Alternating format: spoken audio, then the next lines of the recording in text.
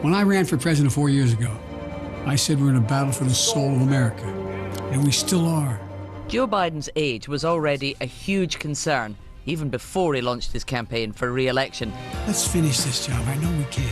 But his team shrugged it off. Donald Trump lost 2 debates to me in 2020. And since then, he hadn't shown up for debate. Now he's acting like he wants to debate me again. Well, make my day, pal. I'll even do it twice.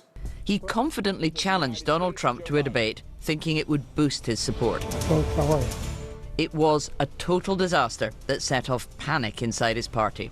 With the COVID, with dealing with everything we have to do with, look, if we finally beat Medicare. He tried to jog into a rally the next day, but soon gave up. A stronger performance here wasn't enough to reassure voters that he's up to the job. I give you my word as a Biden, I would not be running again if I didn't believe with all my heart and soul I can do this job. Because quite frankly, the stakes are too high. Because of the high stakes, every stumble, like falling over a sandbag on stage last June, caused alarm. Despite the slips and the spills, the Biden campaign dismissed as bedwetters anyone who said concerns about his fitness could lose him the election. He hoped the odd gag could kill the problem. The 2024 election is in full swing. And yes, age is an issue. I'm a grown man running against a 6-year-old. A vigorous performance in his State of the Union address in January silenced the critics within his own party for a while. Here's the simple truth. You can't love your country only when you win. But Republicans seized on and shared every moment.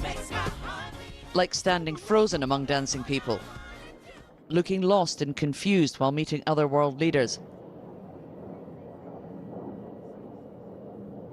or having to be led off stage by Barack Obama at a party fundraiser. Under extreme pressure, the president knew he couldn't afford any more mistakes, as he then said this at a NATO summit. And now I want to hand it over to the president of Ukraine, who has as much courage as he has determination. Ladies and gentlemen, President Putin. Take a look at what happened. When Donald Trump was almost killed by an assassin's bullet, there was a chance he would command so much attention people would forget about Joe Biden. But as Mr. Trump got up and defiantly carried on, there was a striking contrast with a COVID-struck Mr. Biden pausing his campaign and making his weary way home. The president's fate was sealed when he stepped onto this stage. It was him who'd called for an early debate to try to reset the race. Yet his performance forced him to exit the election. Sarah Smith, BBC News, Washington.